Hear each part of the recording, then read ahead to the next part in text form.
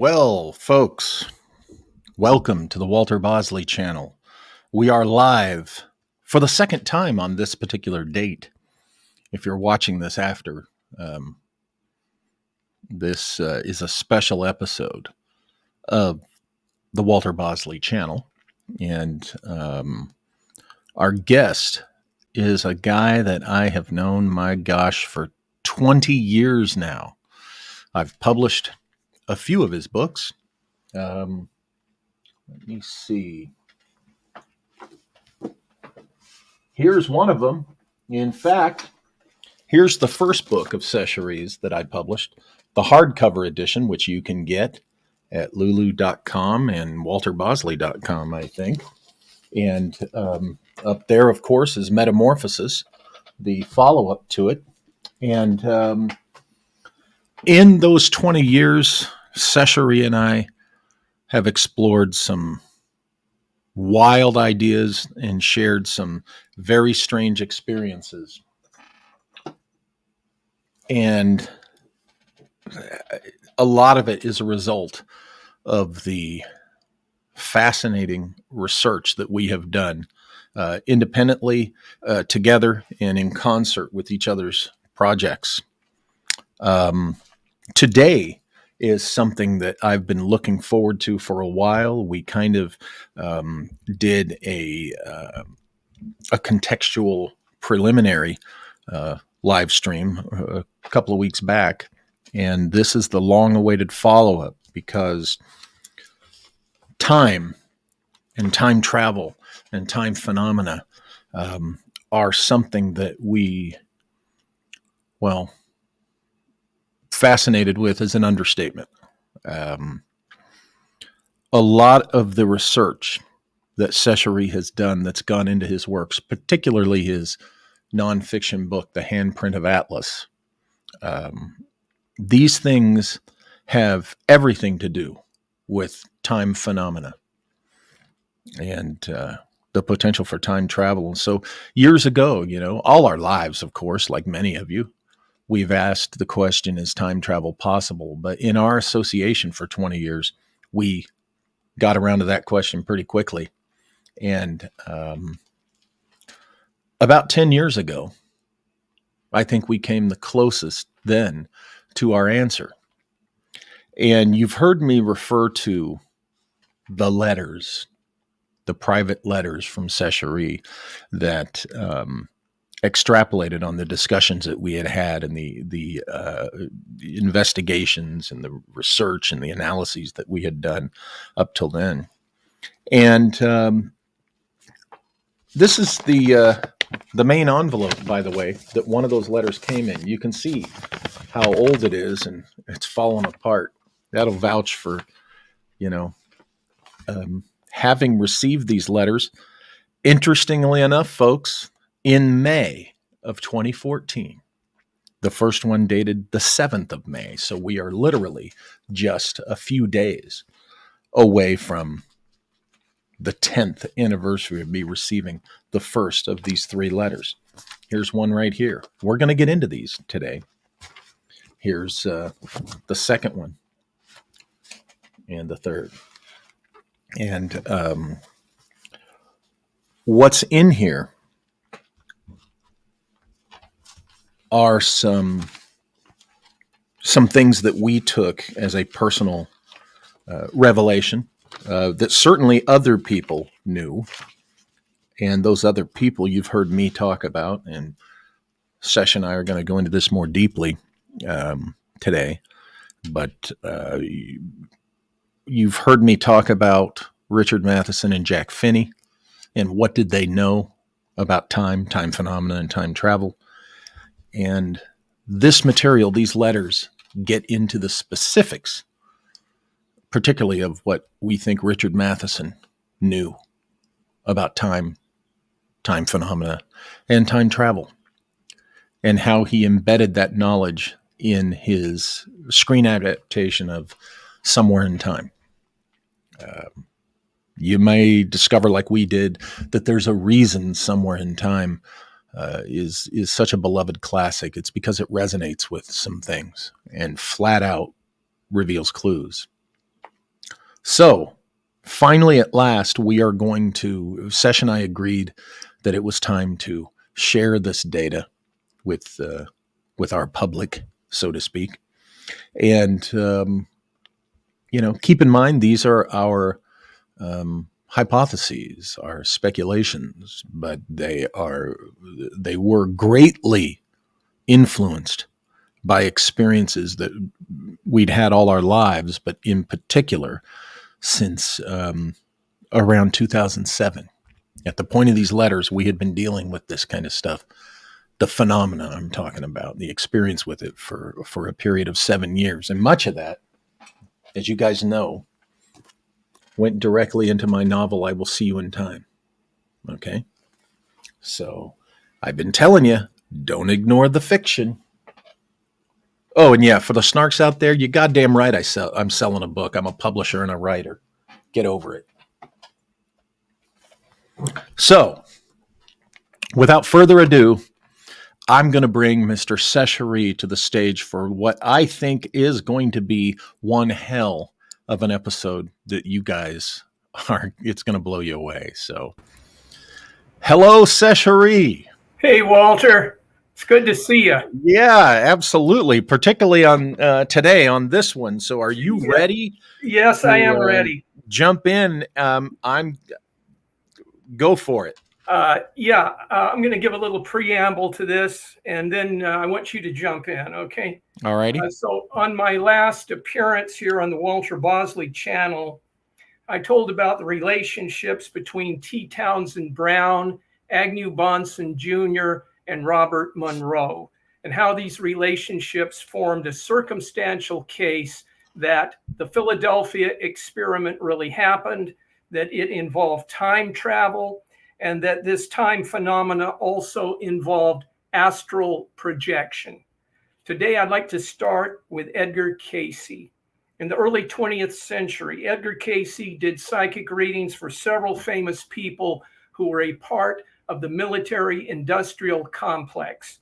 They were Thomas Edison, Nikola Tesla, Harry Houdini, and President Woodrow Wilson. All four of these psychic readings have been, quote, lost, unquote.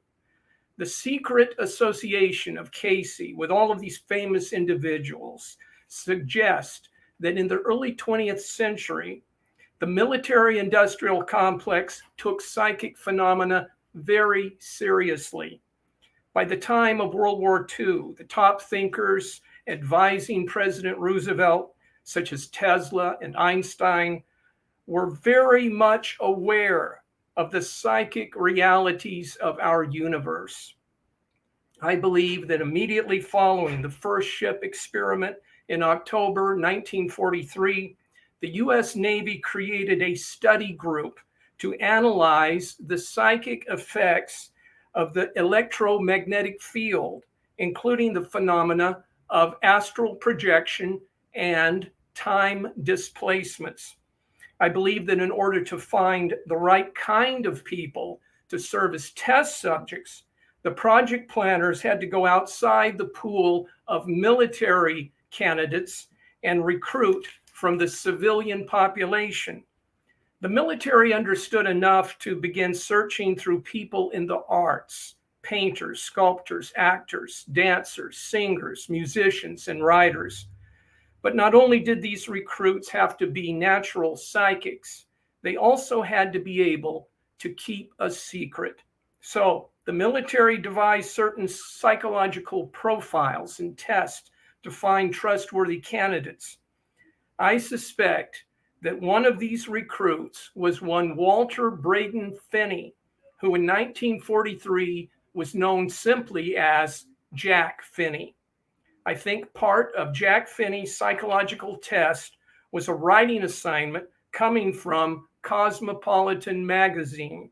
The assignment was to write a short story promoting the slogan, "Loose lips sink ships," which had been created by the Office of War Information. At the time of the magazine assignment, Finney was an advertising copywriter.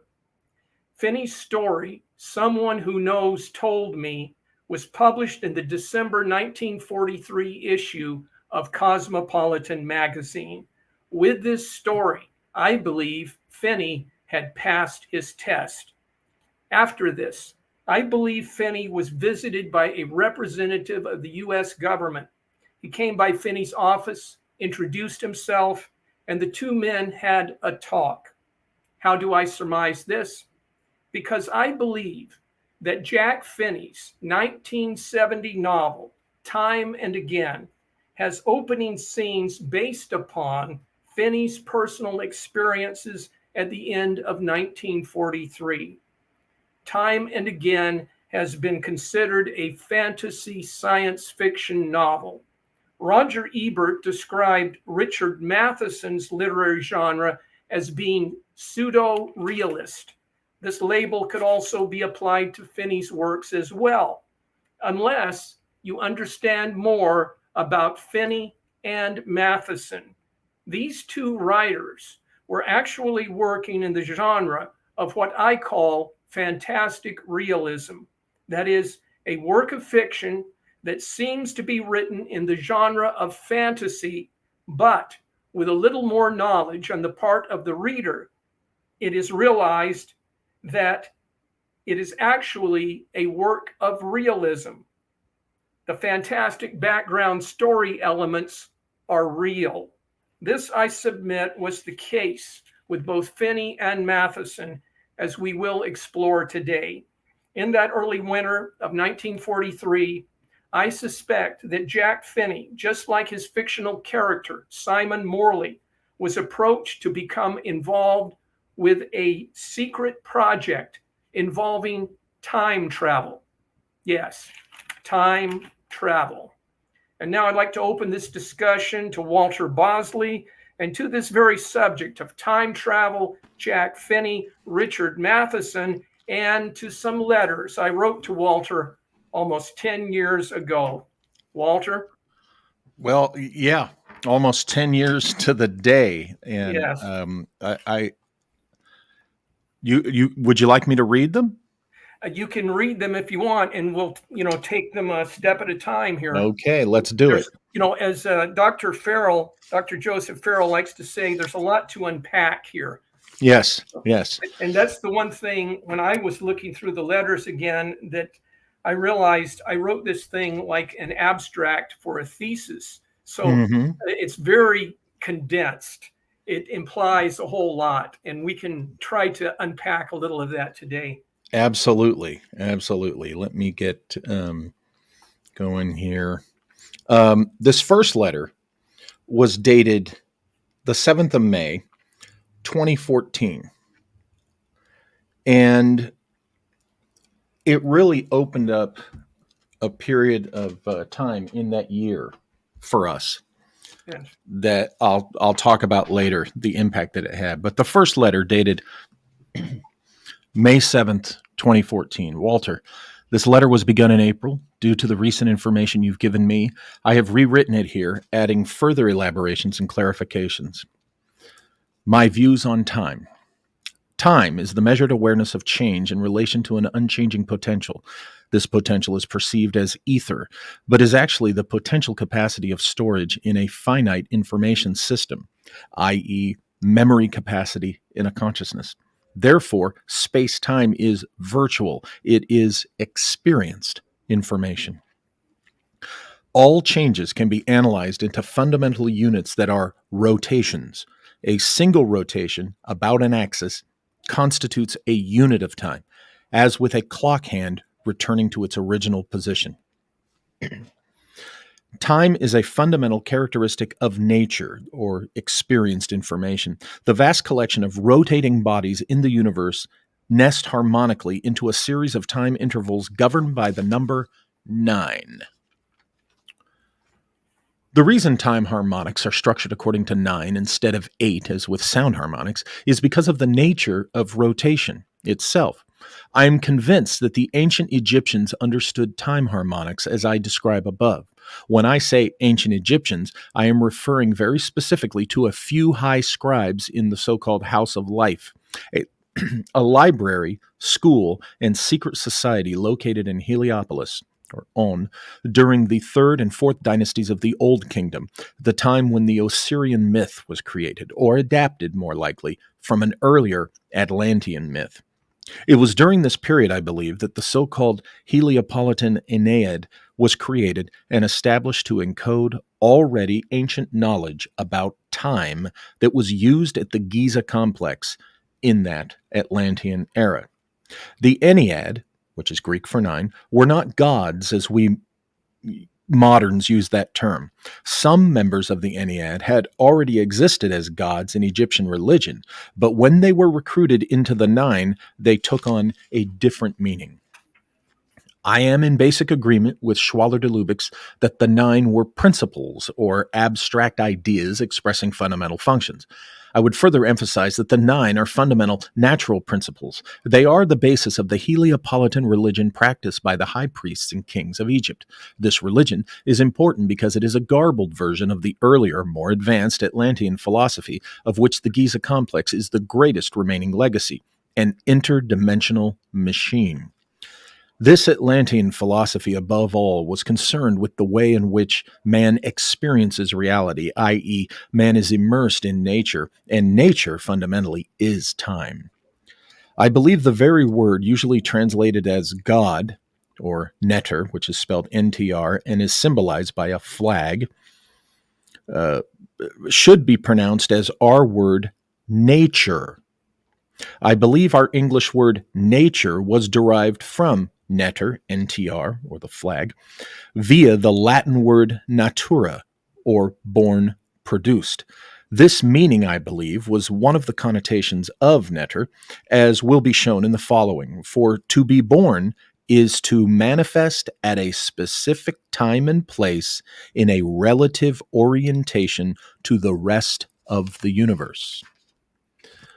So, like our word nature, I believe netter meant the principle that regulates the natural physical universe, and since time is the fundamental characteristic of physical reality, the 9 natures explicate time in the form of a myth, the story of Osiris. I'll pause there. Did you want to add Yeah. anything?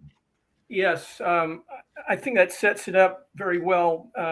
I'd like to say a word about the story of Osiris. Yes. And I don't go into it in the letters. That's why I want to insert this here. That myth was developed over a very long period of time. The earliest form of that myth was the battle between Horus and Set.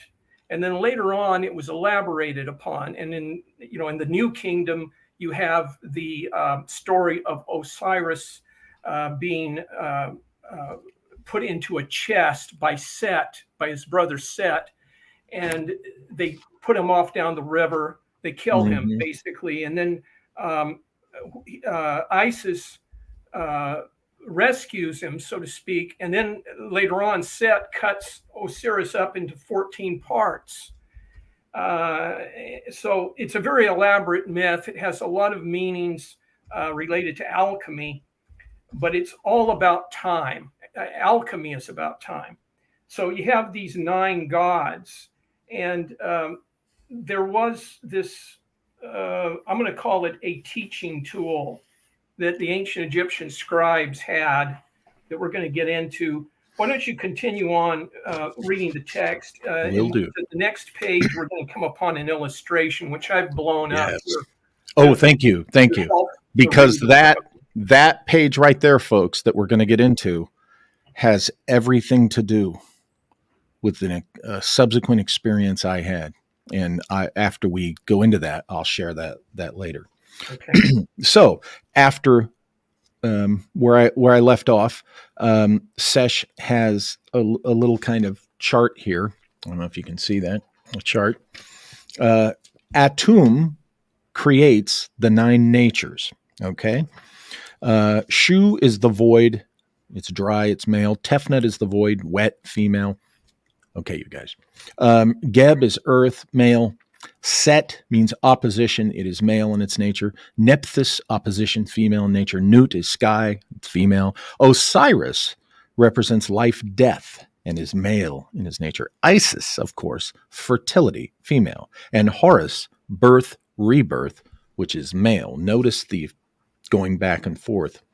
Now, the term peschte, or 9, this term entered Indo-European as pak, becoming the English words patch, or piece, and packet, or pack, a bundle of similar things. That's a little etymology there for you.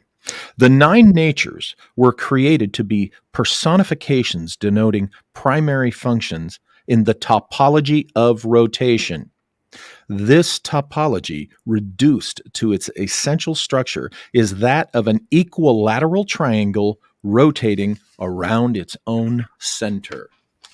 And as SESH put in there, that's in the letters that were sent to me. Yeah, here is the illustration blown up a little bit.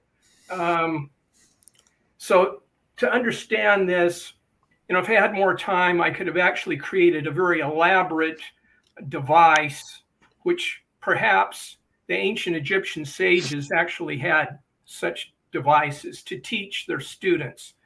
But this is a rotating triangle. Okay, this is just different phases of the rotation. So here it starts out with Shu, here's Geb and Tefnut, these 3 gods. The triangle rotates, and as it rotates, this vertex rotates down to where Tefnut was at.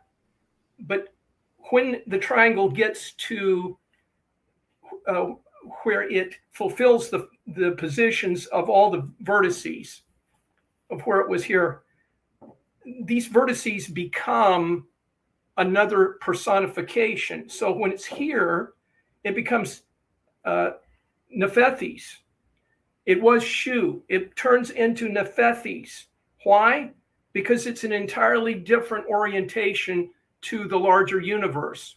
Here we're getting into astrology, all right? But this is expressing the fundamental of astrology, that position in time and space determines personality. So as it continues to rotate, the Nephthys turns into Isis here. And I've got it color coded here so you can track, and you see how the yellow is going around in a circle. Okay, now as it, up here is Horus. But notice in this earlier phase here, at this point is Set. This is a dramatization of the myth of Horus and Set fighting, and Horus defeats Set. So Horus comes up and takes Set's position and takes on some of the qualities of Set, some of his powers. As you can see that now Horus is in the same position to the universe that Set had been in. And this is a single rotation. So this is a teaching tool that I believe the ancient Egyptian sages used to convey this idea of time to the initiates. And so we can learn from it today that this generates 9 personalities, as you can see. This isn't about something that's physical, although it could be expressed as a physical phenomenon, but more fundamentally, it's topological, which means that it's about situations. So it's expressing the idea that time has 9 nodes to it. And what this does, it sets up an understanding that time is made up of sets, as in numerical sets. The fundamental set is all multiples of 9. We're going to get into that a little later. I want to keep this as clear as possible, but keep in mind that all the natural numbers that are multiples of 9 are very, very important in understanding the fundamental structure of time.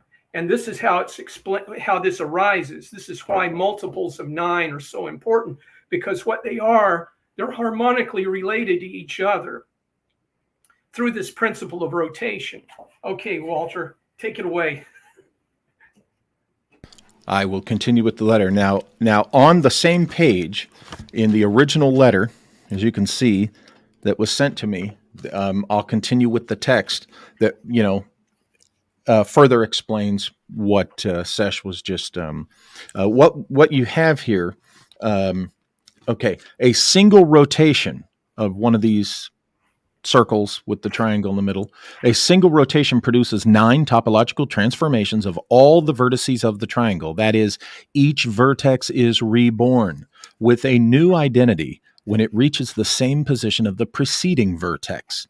The new identity, persona, name, is determined by the orientation of the vertex, both in space and time, the previous analogical position of the preceding vertex. Thus, the 3 vertices of an equilateral triangle generate, during a single rotation of the triangle, 9 topological positions that are conserved or retained or remembered. Let me insert this, that although this has a physical manifestation, it is not necessarily taken as only physical. What is important here is the idea of memory. So we're dealing with consciousness here now. It's consciousness of position that is all important. And in that, I want to tell my audience, now you guys can begin to understand why I find C.W. Chanter's nostalgia loop,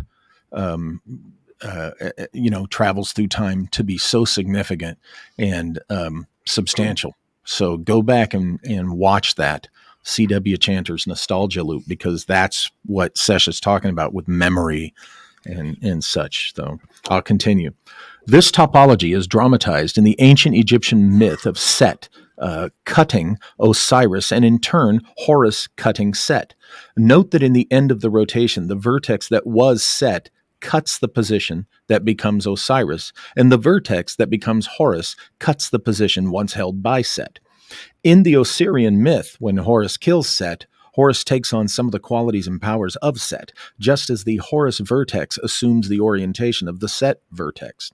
I am convinced that the high priests of Egypt used the rotating triangle and the 9 natures to communicate the nature of time as rotation and memory of rotation. Set cuts Osiris into 13 parts, thus 13 rotations.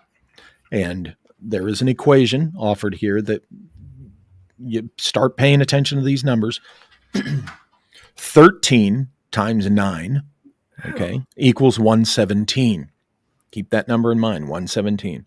13 is the card number in the tarot deck, meaning transformation through death. Exactly what it means in the Osirian myth. And I'd like to step in here for a couple of moments here to talk about this a little bit more. And I'm going to bring in some material here, Walter, that I just got yesterday. By the way, I just got the book, The Man Who Discovered or Who Mastered Gravity by Paul Shatskin. I just read this since I got it yesterday. I highly recommend this book if you want to know about T. Townsend Brown. Now, there's something in this book that relates to this 117 number. And it also helps to illustrate that what we're talking about is not a materialistic type of science. We're talking about something that involves consciousness. I was looking at a particular website on the internet. They were discussing some of my ideas. Apparently, they'd listened to me on a podcast somewhere, and they were saying that I had this theory called topographic emergence. Well, I've never said such a thing, but what I have said is topological emergence. Topography and topology are 2 entirely different things. Topography is land shapes, and it's what geomorphology is all about. But topology is a rather complex subject. It's hard to really get a handle on it. I think most of us know about it through rubber sheet geometry that we're taught in school. And that's a kind of topology, but there's much more to topology than that. Topology is the study of circumstance, situation.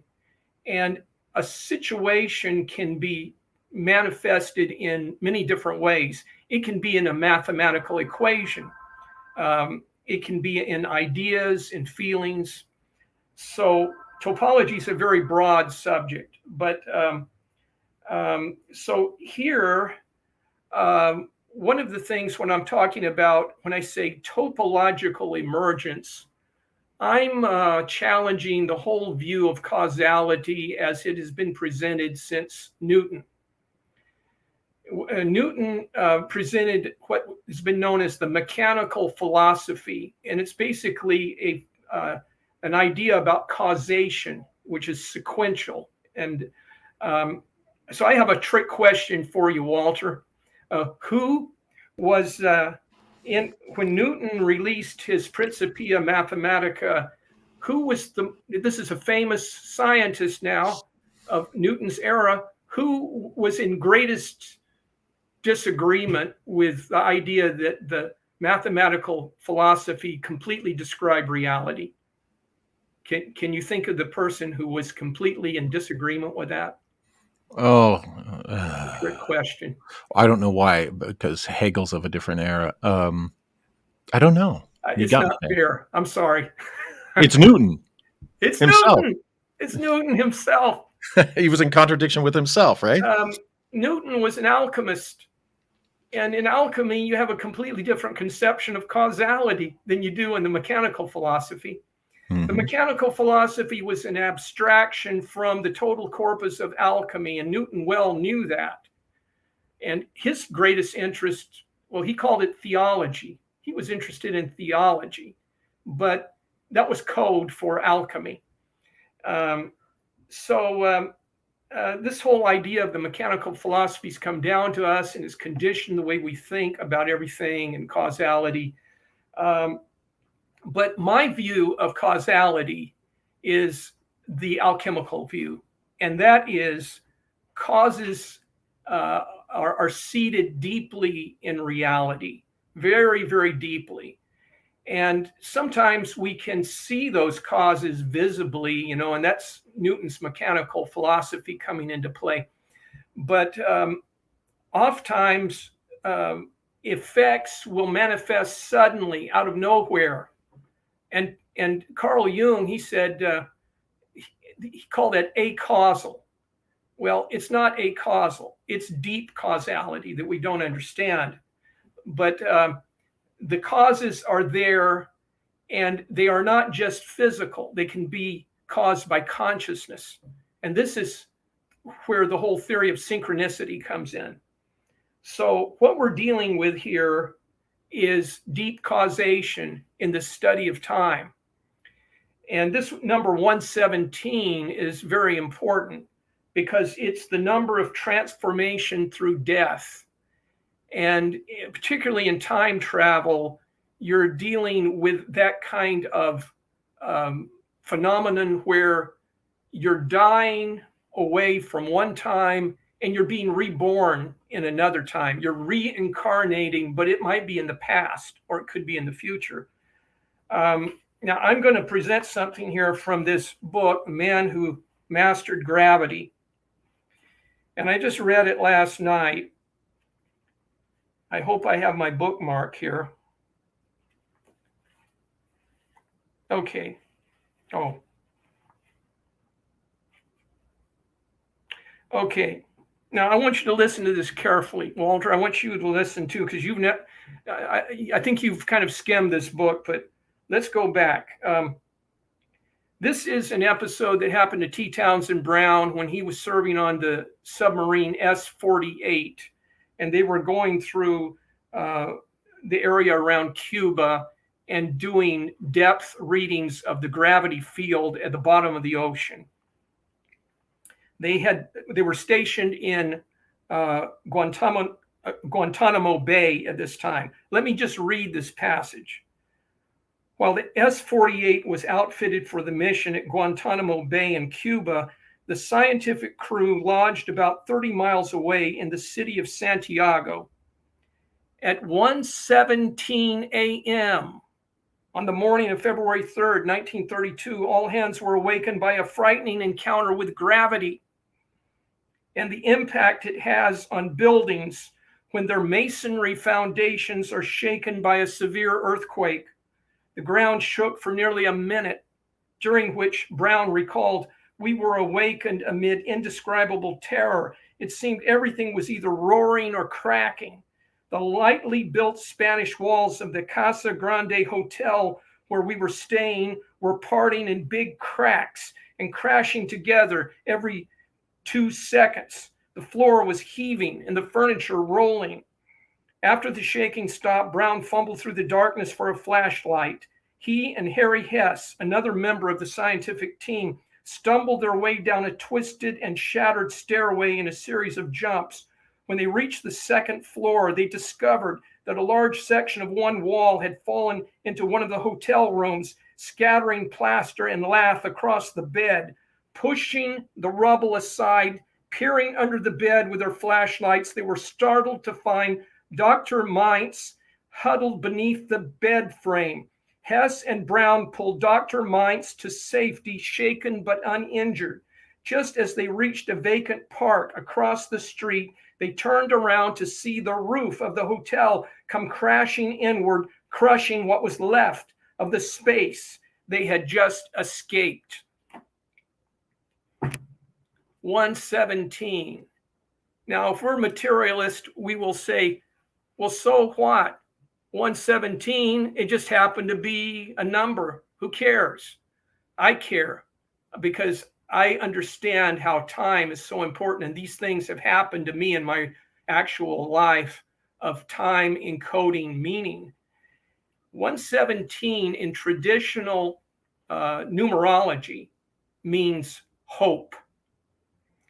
Can you imagine the symbology there, the synchronicity of that was hope for all three of those men, that they were able to, the two men were, one of them, Townsend Brown, they were able to save themselves and then dig in and find their very important colleague, the man they were working for, and rescue him in the nick of time. And then the building collapses after they escape. I'd say that was a symbol of hope.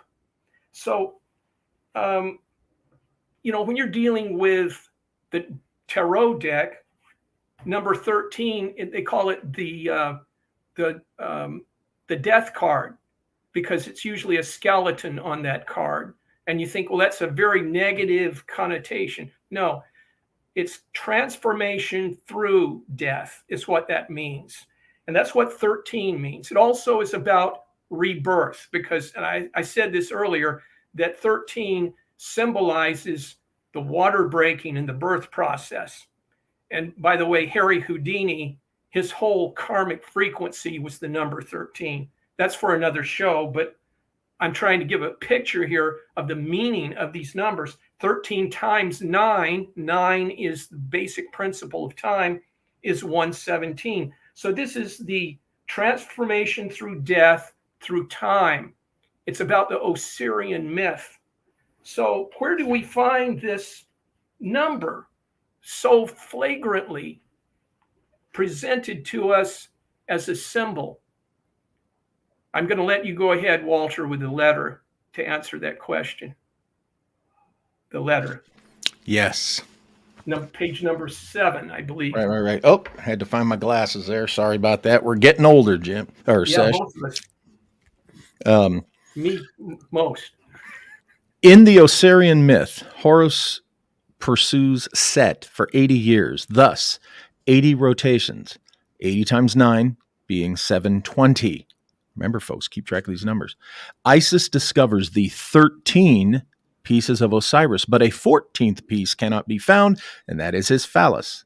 Thus, another rotation made to generate an artificial phallus so that she can conceive Horus. Now that's 9 times 1 equals 9. Thus, take the 117, add it to the 720 that I just described, okay, plus the 9 that was generated by Isis to generate the artificial member, and you get 846.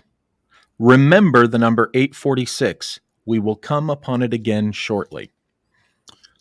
As two or more rotating systems move, they generate force vectors radiating through space and time. The interference of these forces establishes a nodal structure, which constitutes space-time. The nodal structure of time can be reversed by rotating systems of specific force and frequency, as with the German bell. To effect this reversal, one rotating system must be more massive and forceful than the other. The dominating system drives the nodal drift, or the time vector. This means, in simple arithmetic terms, that to accelerate time forward, one must add energy to the system. To move time backward, one must subtract. This principle adheres, I believe, for both mechanical time engineering and mental time engineering, as represented in a dramatization of the Osirian myth. And folks, hang on. This is that dramatization. I go back to the letter. For those of you who've just jumped in, I am reading the letters from 2014 that have remained private between SESH and I for a decade. That dramatization of the Osirian myth to which SESH refers in the letter is Somewhere in Time by Richard Matheson. And I'll continue reading. It appears to me that numbers in the Osirian myth are encoded in the movie version of Somewhere in Time, showing that Richard Matheson, or someone associated with him, had a deep knowledge of time and its actual engineering to travel forward and backward in it. Consider the following numbers from the movie. Elise McKenna's room is number 117. I'm getting goosebumps, Sesh. Yeah. I read this 10 years ago. It gives me goosebumps every time. Elise McKenna's room is number 117. That's that 13 times 9, the Osirian myth of transformation through death. Now, Elise, of course, is the Jane Seymour character in the film. Yes. Richard Collier, okay, the Christopher Reeve character. Richard Collier's room number in the past is 416. Richard Collier's room number in the present is 313. The time that Collier checks into room number 416 is 9:18 a.m. There's the nines. Now, travel to the past, as depicted in the picture, is the past is the room number was 416. Okay, the present. Okay, when he's in the present time, when he checks into the same hotel, is room number 313. Okay, that remainder in the past is 103. Now, when you reverse that, you get 301. Now, to return to the present, you take the 313, okay, which is the room number of the present day room, and you add the inverse of the remainder from the past, the 301, and you get 614, which is more information upon return. So in other words, numerologically, he goes into the past. You see the way these numbers work. And when he returns to the future, he has more info, right? Now, and I realize there's math here. You take the 614, which is return. You take the 416, which is the past. You subtract the past from the return, and you get the 198, which is, kind of an anagram, thank you, of the 918, his check-in time back in the past. Okay. Now you take 918 and you subtract that 198, and what do you get? You get the 720. Yeah. Okay. And you get a redundancy again, back to the number of the Osirian drama, which is 846. There at the beginning with those three significant. I think this is the part where you had written you got your numbers were, your math and stuff was right, but you had written a wrong digit or something like that. I just, because people are going to look at this and they're going to go. I don't think so. I went through this. This is all correct here. Let's see. I think in the discussion we had about it, I thought I might have. You clarified it? Yeah. Okay. I thought I might have done that. But well, let's jump over to the room numbers. The room numbers in the film, okay, are 117, 416, and 313. And you add those together, and those are 846. There's that 846.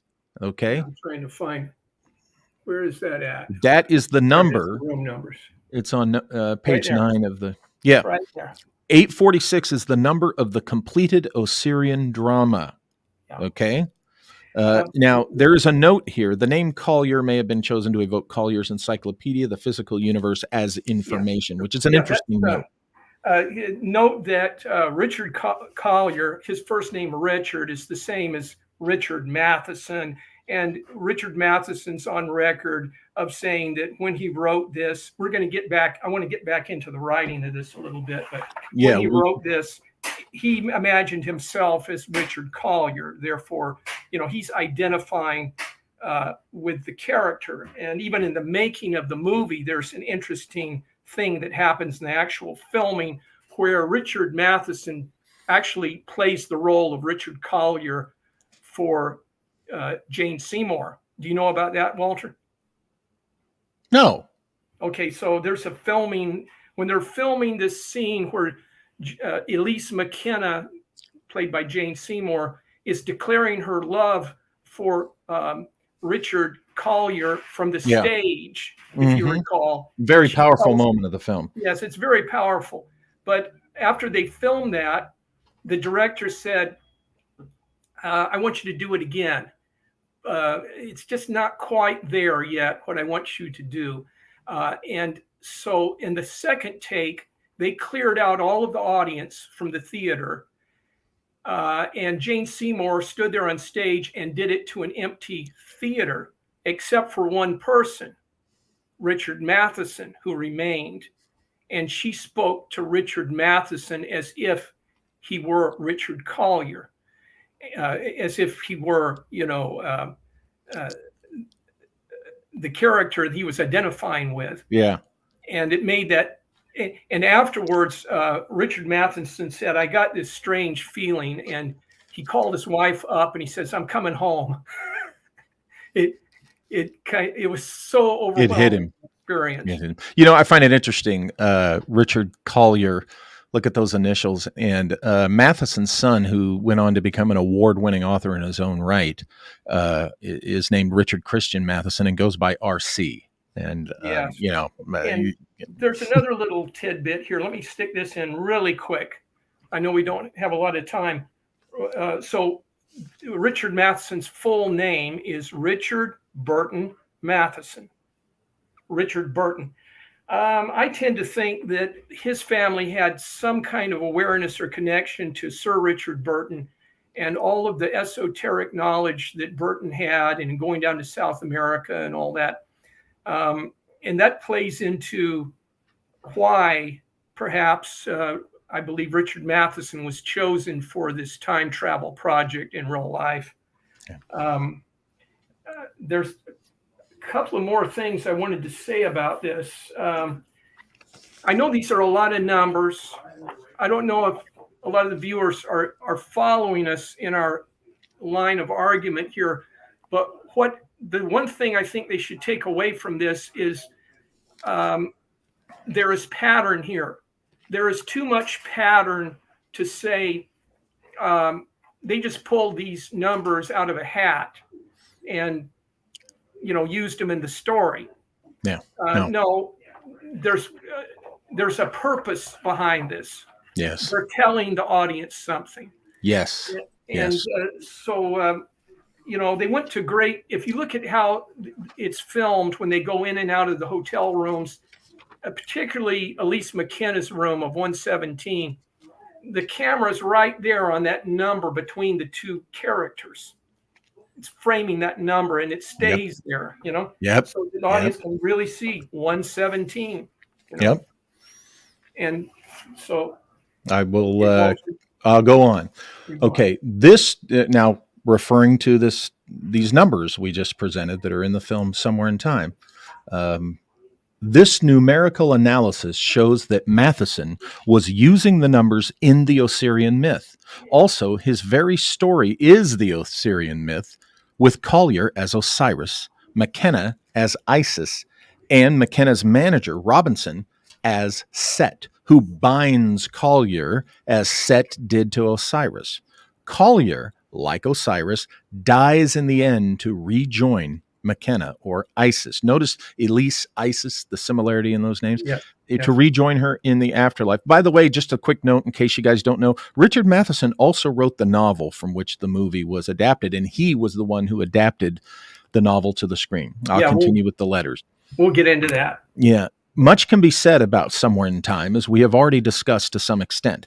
Enough is shown here to reasonably support the theory that Richard Matheson himself may have traveled in time and may have known a great deal about the whole matter. I also think the Atlanteans had mastered time travel with the Great Pyramid, one of its many functions. The Sphinx is a monument to time itself.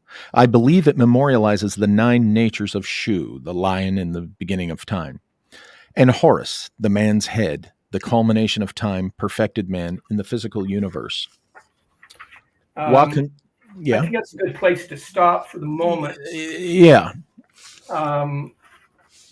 And we can go. We can go on to the last few pages are just kind of deviated from what the topic of the letter was. I don't. I get into other things there. It's related to time, but it's not related to directly related to Somewhere in Time and Jack Finney and all that. Right. But I want to go. This gives us an opportunity to go back. Yes. And talk about how these novels were written. First of all, I want to talk a little bit about this novel here, Time and Again. Oh, yes. By Jack Finney. Mm-hmm. As we all know, Walter and I are fans of the movie Somewhere in Time, like so many other people are, for many reasons. It's one of the great romantic realist movies of the 20th century, one of the last ones made, I would say. And it's incredible. They only spent about $4 million on that movie. But it looks like an A-list, big budget movie. It was filmed with such talent, acting, directing, writing, everything. They really put it together like they did in the old days with the studio system. But in the movie, if you viewers who know the movie will recall, Richard Collier goes back to his old professor to try to understand a little bit about time, because this professor was a philosopher, and Richard Collier had been a student in college, and this professor has written a book on time. And he's named Professor Finney. This is no accident. Walter knows it. I know it. Yeah.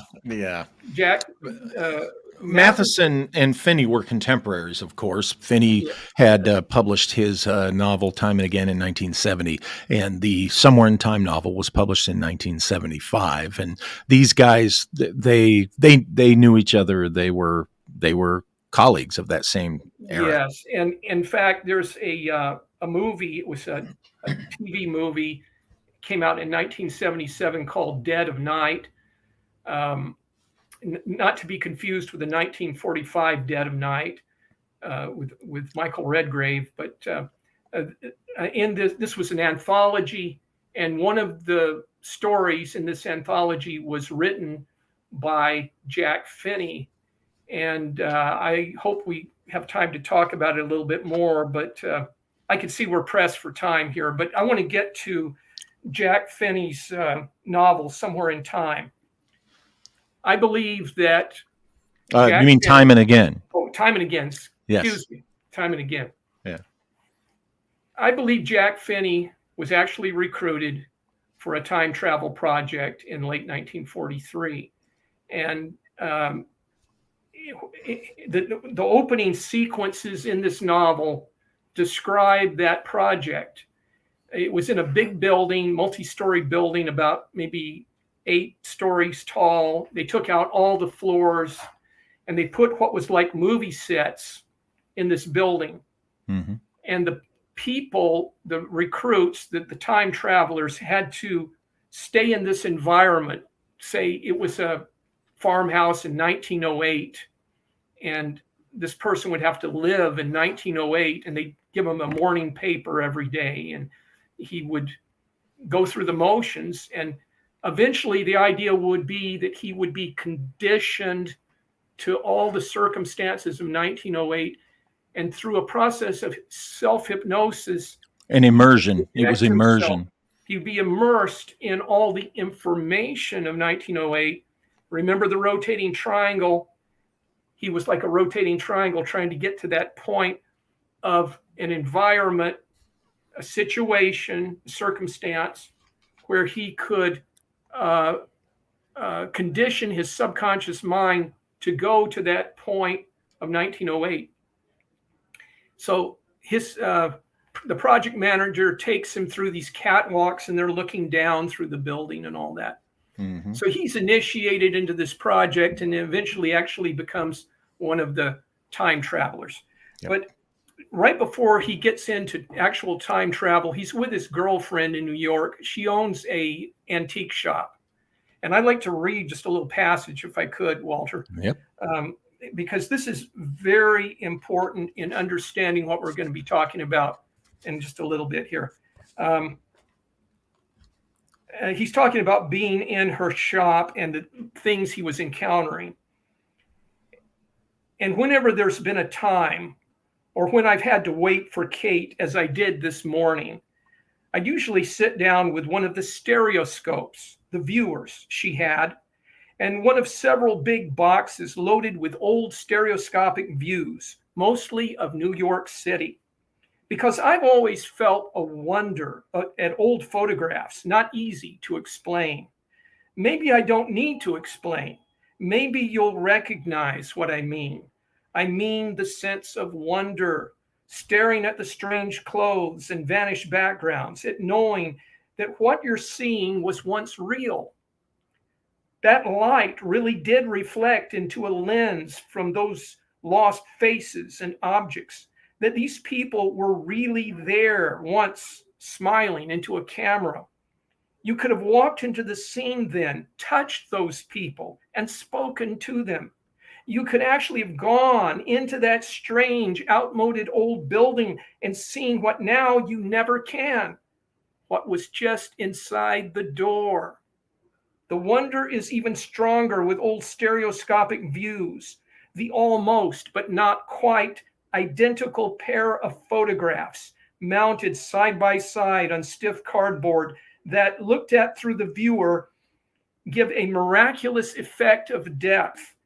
It's never been a mystery to me why the whole country was once crazy about them, because the good ones, the really clear, sharp photographs, are so real. Insert a view, slide it into focus, and the old scene leaps out at you, astonishingly three-dimensional. And then, for me, the awe becomes intense, because now you really see the arrested moment. So actual, it seems that if you watch intently, the life caught here must continue. That the raised horse's hoof, so startlingly distinct in the foreground, must move down to the solidness of pavement below it again. Those carriage wheels revolve. The girl walks closer. The man moves on out of the scene. The feeling that the tantalizing reality of the vanished moment might somehow be seized. That if you watched long enough, you might detect that first nearly imperceptible movement is the answer to the question Kate has asked me more than once. How can you sit there so long? You hardly move, staring endlessly at the very same picture. So I liked the shop. It had things like stereoscopic views to stare at. This passage is very important because this is related to techniques of time travel involving consciousness that Jack Finney, I believe, was well aware of. And we're going to get into that if we have time. I hope so. We have time. We're going to go longer in this show than we usually go, if that's okay where you're at. That's absolutely okay. So okay. I think if you want to get into the next part of the letters. Yes. Before I do, I just want to note that what Sesh was reading from the Jack Finney book about the stereoscopic views. I started, I kind of did my own experiments playing with that. I took the famous one photo of at a place, and it was somebody had cut out just her, and I took that image of her and I put it against the train station of San Bernardino back in Mhm. the early 1900s, and I then did multiple cells of that. Um, and well, first, what I did was I did my own 3D thing with the red and the blue lenses, Yes. and I looked at it just like with the stereoscopic view, and brought her into 3 dimension, um, and it was a more startling or intense experience than I expected. But what really Mhm. blew my mind is when I did the animated one. And with that one, Sesh kind of warned me to be careful Yeah. because remember, at that time, I was intensely investigating the Empire of the Wheel stuff. And this was in the year leading up to, or it might have been during the year of these letters, because I came out with the book in which I revealed at a place connection Empire of the Wheel in 2013. But I did an animated thing where she blinks her eyes, and Did you really? now, You've yeah. never told me that. Oh yeah. Well, I told you I was thinking about doing it, and you Yes, kind of said be careful with that, and I of I course did never it knew what anyway. happened there. You didn't know. I did Full it well. anyway. And so for the first time, now you can see this kind of thing on Instagram all the time now. This has become a Oh yeah. popular graphic thing to take photographs and animate them. And but this was before that was popular. So it was startling to see her image blinking her eyes and moving her fingers on her hand, and I can imagine. and it was within the context of what I was going through with all the other weird phenomena going on around me and both of us at the time. Anyway, I just wanted to mention that because the Well, stereoscopic part reminded me of since you mentioned that, let that little me. experiment. I was going to save this till we get to the device that the design for the Telecron, but Okay. I think I'll go ahead and talk about it right now. So back in the 90s, I had a series of dreams, and they were about me being in an old room, Hmm. looking out on a city street um, that I suppose was modern, but there was an old photograph in a frame of that same street in the 19th century. Excuse me. And in the dream, the photograph would come alive like a motion picture. It'd be a black and white motion picture. The horse-drawn carriages would start moving. Everybody would start moving. And I had that dream a few times. And in the dream, I thought, yes, this is a technology that now exists. It's the way you look at the picture will bring that into motion. This was before the 3D magic eye pictures came out, you Right. know. Um, And we're getting to that with the next letter. okay. And so it relates to that. But when I was describing this telecron to you, Walter, in the letter, uh, Hmm. I was talking about the technology, the artificial intelligence technology that could take an old photograph and turn it into a motion picture, Yeah. which you're talking about now. And I thought Yeah. in 2014 that was maybe 15 years away. So I said, if you were going to try doing this right now, maybe it's not so practical. But that came out in 2021, so it's only just 6 or 7 years Yeah. later it came out Yeah. into the public, and they were Yeah. showing all this, and now Yeah. it's commonplace, and you can go on the Oh, it's internet. awesome when Yeah. you see Oh, it. it's awesome. It's really That, cool. that It's word really is so shop worn, but it to is. see Abe Lincoln, and particularly for me, Harry Houdini, to see him there Alive. live, incredible. Essentially, it's alive, and Oh, and later I'll get into that deeper. But I mentioned that Sesh warned me. The warning is you're on that plane. Your consciousness is on that different plane, and when you're oh yeah. seeing these people from the past move and animated, it it's a whole other discussion. It can Yeah. connect you to, it just And to underscore that fact, what are they calling this new AI technology? It's literally called time travel rephotography. Wow. That's the name of it. Oh, I So love they're it. acknowledging that it's a form of time travel. And, we'll discuss that more, but go ahead and. Okay, so I moved to the next letter, dated the 18th of May, 2014. As you can see, I have here in my hand. And there really is, the letters written on this. Notes on time travel. For those of you who are just joined, I am reading the letters on time travel that SESH HERI wrote to me during our time of intense study into time phenomena and the possibility of time travel. And May 18th, 2014, notes on time travel.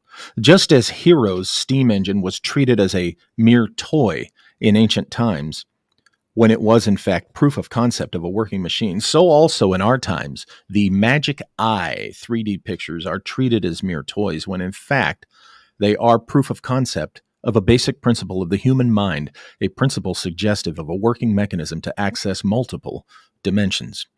Note that the 3D pictures are made by using a computer program to subliminally embed data points, forming a stereoscopic image of a 3D object when viewed from a precise focal length.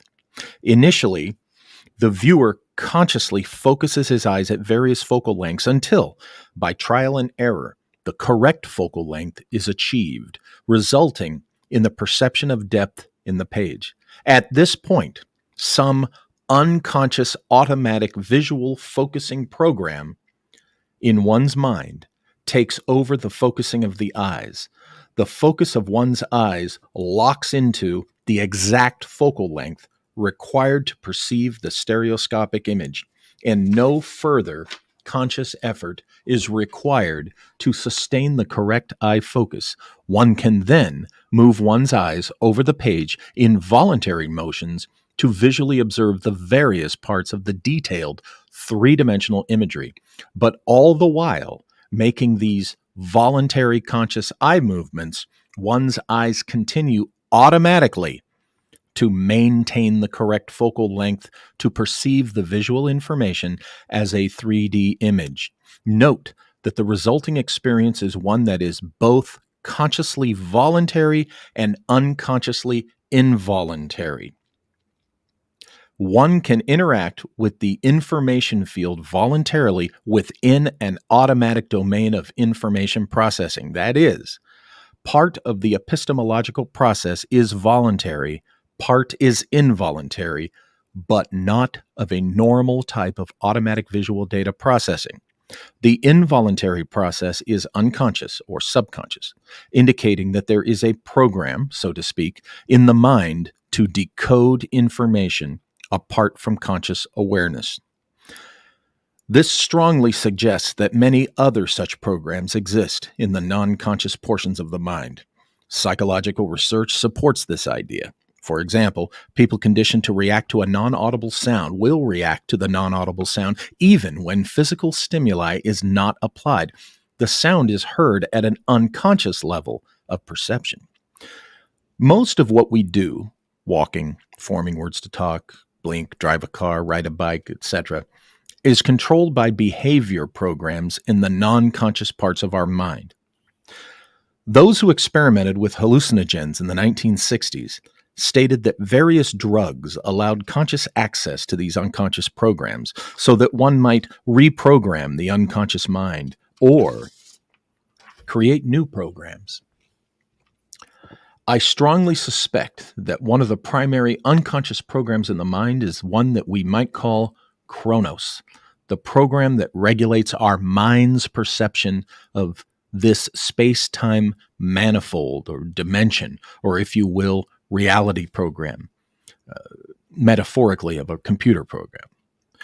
We don't notice the Chronos program under normal conditions. However, in unusual circumstances, we can observe how this program can alter our sense of the passage of time, as when the program shifts its function during combat circumstances, slowing the perception of time passage. The slowing is not consciously controlled. Rather, the conscious experience is that of an automatic slowing of time. I've experienced that personally in a very dangerous situation in an alley in Iraq, but more on that later.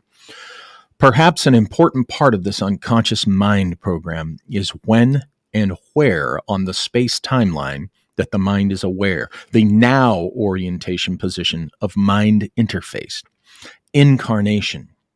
Perhaps this aspect of the Chronos program can be altered by circumstantial stimuli, just as the rate of time passage is altered by the circumstances of war.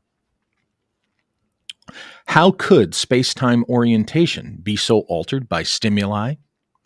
The 3D pictures give a clue. An unconscious program may be altered or activated by the mind properly focusing on subliminally embedded information in the perceived manifold. In the case of 3D viewing, the correct eye focus is the trigger or button to activate the automatic eye focusing program. Then what is the trigger in the case of the automatic program for time orientation? The trigger for the automatic time program may be the correct focus on the time phases borne by objects in one's environment. I mean by time phases exactly what the ancient Egyptians meant with the Naturu Peschet, the pocket of 9 natures, the positions of orientation in the rotations constituting the time in an object. But how can one focus on positions one can no longer consciously perceive? Analogies to the perception of inaudible sounds and subliminal visual data can help us understand how to focus on time, along with considering techniques of remote viewing. Most helpful is a technique known to the Sufis, who acquired it from the ancient Egyptian priests. I have been able to employ this technique spontaneously in some cases. The Sufis call it direct gazing. It is the technique used in psychometry, which is precisely what focusing on time phases or naturu is. In direct gazing, one observes an object in a relaxed mental emotional state with a passive receptive state of mind. One must focus on the object only as it is in the immediate present. I'll say that again. One must focus on the object only as it is in the immediate present. As one does this, the object will reveal its history. It helps if, before beginning the process, to decide on a date and time to target in the object. Each object has a number of dates and times in which, if these are used as targets, information will more freely flow. I'm going to say that again. Each object has a number of dates and times in which, if these are used as targets, information will more freely flow. By using a trial and error method or employing some knowledge of karmic frequencies, the correct time nodes can be found. Then the unconscious program will activate, and the historical event in the object will be revealed. This technique, employed with greater precision and intensity, will induce time travel in the observer, I believe. The ancient Egyptians referred to the non-conscious programs of the mind as Kau or Ko, which is plural, and Ka, singular. These programs create habit bodies that we use in various ways, all automatized behaviors. Please see the Thomas Metzinger's The Ego Tunnel required reading on this subject. In time travel, the total mind shifts with all its habit bodies, or perhaps many or most of one's habits bodies. A total mind shift could result in a complete projection into another time. One would completely disappear from the present. A partial shift would result in a bilocation, in which an astral body with completely physical qualities would project to another time. The non-conscious body knowledge would include clothing, personal tools such as eyeglasses, walking sticks, weapons, and even vehicles such as cars, motorcycles, even horses. The whole body knowledge, or Ko, is shifted to the target date and place. Thus, time travel occurs in every sense of the word. The problem is in achieving a deep enough mental state of direct gazing, deep or intense. The ancient Egyptians used hallucinogens to increase the intensity of the direct gaze. Number 1, white powder of gold, mufkut, dispersed in bread. Number 2, a substance in the blue lotus. Number 3, certain kinds of mushrooms. It may be that some of us can access consciously these non-conscious programs more easily without using hallucinogens. My name is suggestive of the lineage that can more easily pierce the veil. That's SESH HERI. Also, it may be that our planet is now being subjected to cosmic forces that are enhancing people's ability to access the non-conscious programs. The Great Pyramid, I am sure, was built in part to greatly assist the king of the Lost High Civilization to consciously access his non-conscious programs so as to be able to time travel, interdimensionally travel, and to alter some of the programs to assist in conscious reincarnation and the spiritual and physical development or evolution of himself and the rest of mankind by scalar wave projection. I include with this letter some photocopy excerpts from a translation of the pyramid text. See page 115, where it speaks of the bread of God, which comes from the wide hall, which is also filled with every object the king desires. This passage is describing the same use of the Great Pyramid that I describe at the end of the handprint of Atlas. This process is related to the same techniques used in time travel. Also, the bread of God is the mufkut, the bread of the wise, which became garbled into the shoe bread of the Hebrew priests and the host consecrated by the priest in the Mass of Catholicism. Surely, Joseph Farrell knows all about this. The question is, why has he suppressed his knowledge of this? Joseph works in strange ways. I read that. He'll be the first to tell you he suppresses some stuff. Now, do you want me to include the notes on the bottom about the cross-hatching pattern and all that? Good. And we'll stop there for a moment. And this is an awful lot to unpack, as Joseph would say. Yeah. Well, that's why people are going to have to go back and watch this over again. They will, including me, probably. Me too. Yeah. And I lived it with you. Yeah. So before we go on with letter 3, and folks, the startling invention. Oh, where is the? Oh my gosh, Sesh. You don't have the telecron with you? Wait a minute. I've got the letters. I thought the picture. Did you send the picture in? No, there it is. I got it. The third letter, folks, is the doozy, and that's where Sesh detailed his time machine, but we'll get to that shortly.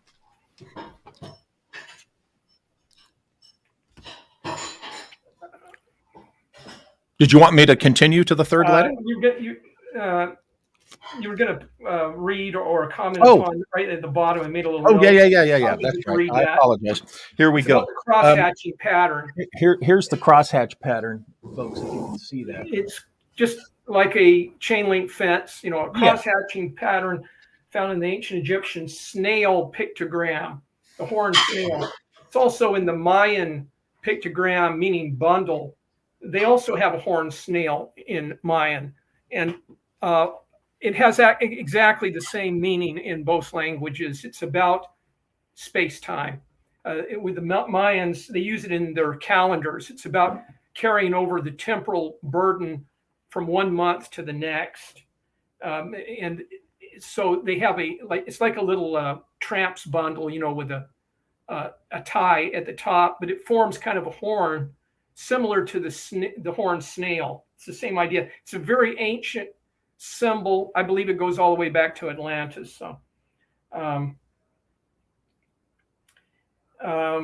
it's an awful lot there, and I hope people can follow us here. Walter, is there anything there you'd want me to comment upon what you just read, or is there anything there you want me to comment upon that you just read, or any questions to that? Yeah, I think like you said, we've thrown a lot at them. This is one where they're going to have to just go back and rewatch. Yeah, they have to go back and think about it. So why don't you go ahead and here we go. Letter 3, folks. The machine. The third letter. This is dated the 24th of May, 2014. Isn't it interesting that the third letter, which gets to the time machine, is dated the 24th of May, 2014, and here we are in May of 2024. Yeah. I find that to be what we call a synchronicity, perhaps. Yeah. And here we go. Walter, and I'm reading from the letters, folks, the third letter. Walter, here are more notes on time travel and the rough design for a possible time machine. Keep in mind that it is all very speculative. Still, I present these ideas with some trepidation because of their Pandora's box-like qualities. The time machine would take a significant sum of money for you to create. Consider it as the more advanced phase of your study of time, which would include remote viewing and direct gazing. The Ego Tunnel by Thomas Metzinger is a required reading for you. The author is a conventional mainstream intellectual of the Darwinist reductive materialist mode. Philosophically, his ultimate substratum of reality is matter. To him, mind is the brain. I disagree with his theory of self as illusion. So do I. However, there is much value in what he has to say, particularly in regard to the factors involved with time engineering. Quoting Metzinger, this mythical idea of a subtle body is found in many different cultures and times. Examples are the Hebrew ruach, the Arabic ruh, the Latin spiritus, the Greek pneuma, and the Indian prana. It is also known in theosophy and other spiritual traditions. Among the subtle bodies of tradition, Metzinger fails to mention the Akh and Ka of ancient Egypt. Metzinger again, quoting Metzinger again, my theory, the self-model theory of subjectivity, says that this subtle body does indeed exist, but it is not made of angel stuff or astral matter. It is made of pure information flowing in the brain. The subtle body is the brain's self-model, end quote. Substitute mind or individual consciousness for brain, and I'm in substantial agreement with his above statement. In my opinion, there is no brain, no physical body, no physical universe, only the virtual experience of such, perceived by a mind, a consciousness, the ancient Egyptians called the subtle body of a living person, a ka, the plural being ko, which is the same thing that Metzinger terms a phenomenal self-model, or PSM. Here's one example of the PSM given by Metzinger, quoting Metzinger.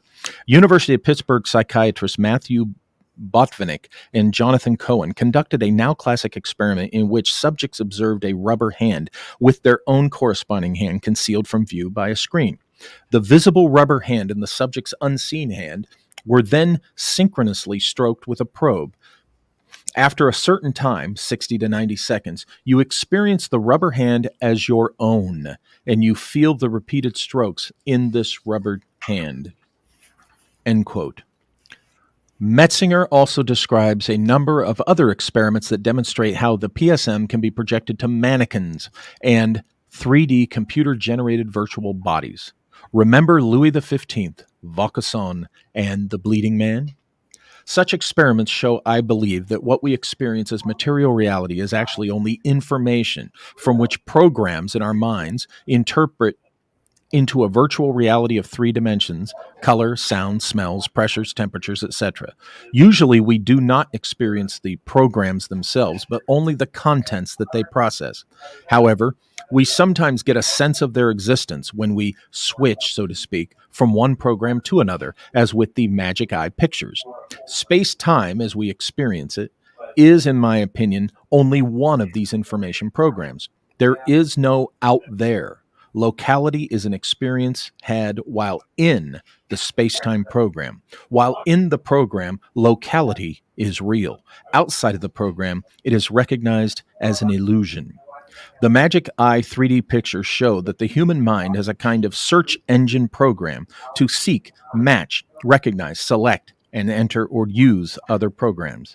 The trigger for this search engine is sufficient sample information that can be used as a search model template, exactly as a bloodhound uses a sample scent to begin a search for an object bearing the scent. This principle leads to the conception of a time machine.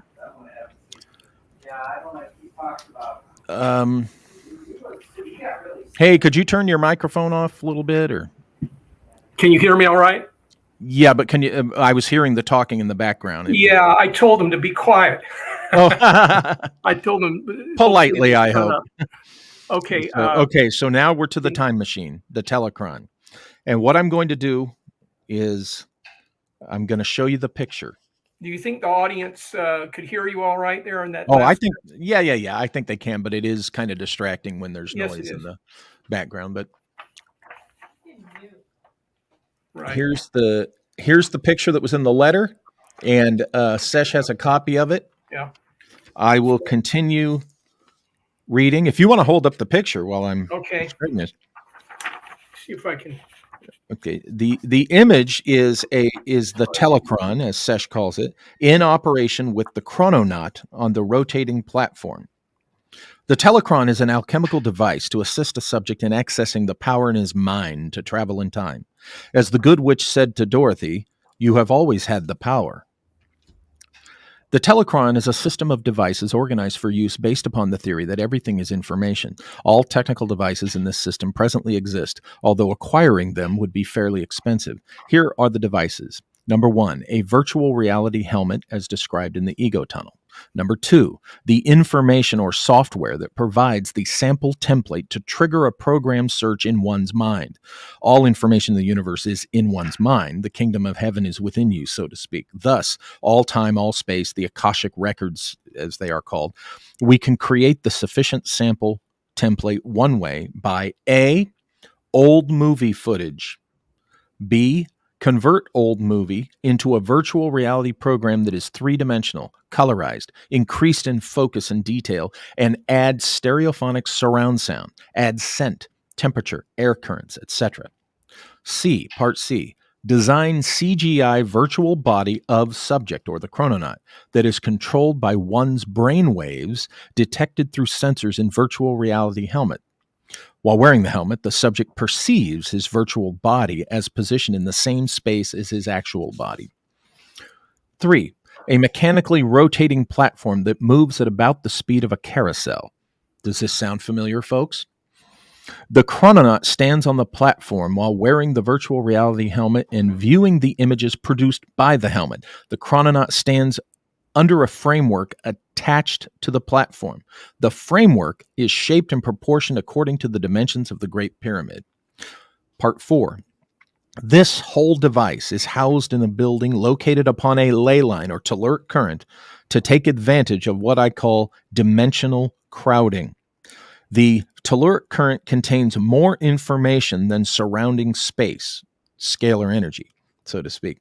This crowding makes it easier for the conscious mind to access and switch to other programs. This is the machine or system. The rotation of the platform is for the purpose of disrupting the inner ear program, which orients us in the immediate here and now, the present.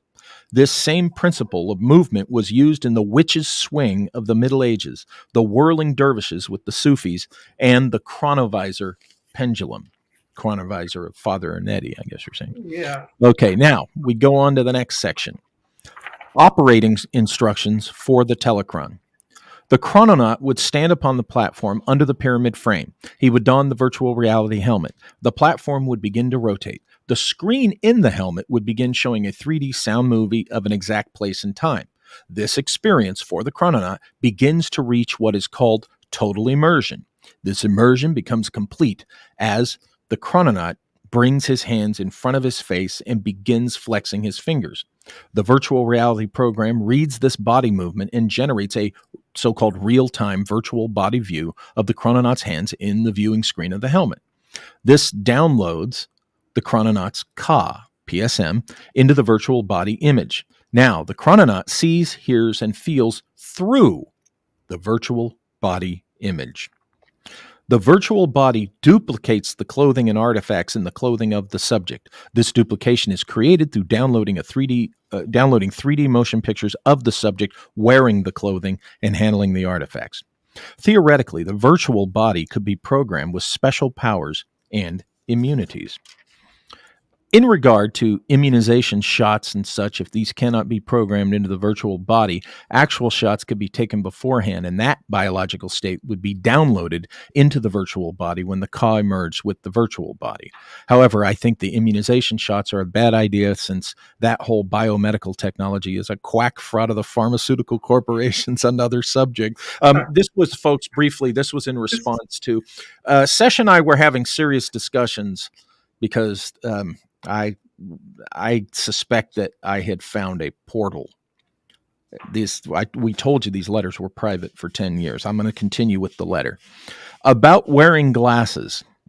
This depends on how well you can see in the virtual reality helmet. It is possible that the virtual body could be designed without glasses. However, when you download your Ka into it, the glasses may carry over. This was in response to before I had my eyes fixed. And anyway, there is some anecdotal evidence to indicate that this could happen. The virtual reality helmet would probably not download unless you wore it a lot and its information became a part of your Ka. This could be avoided by having several helmets and changing their use each time you project. As you stand on the rotating platform immersed in the virtual reality of a real time and place, you repeat verbally the time and place and think that you want to be in that time and place. This is your search engine command. Now, the search engine programs in your mind will commence a search of the so-called Akashic records, or all space-time programs, in order to find a match. Remember, the virtual reality experience is the sample template for your search engine. Whether or not total immersion in the virtual reality is enough of a stimulation to activate your search engine depends on how deeply in the mind the search engine is situated. If very deep, perhaps hallucinogens might also be needed. Also, a torsion field, as with the German bell, might also be employed. Extreme technical difficulties here. If the search engine is reached and triggered, it will quickly find the correct space-time program, say San Bernardino in 1915. And suddenly, without realizing it at first, one is no longer watching a virtual reality. One's Ka is in the program of that time and place.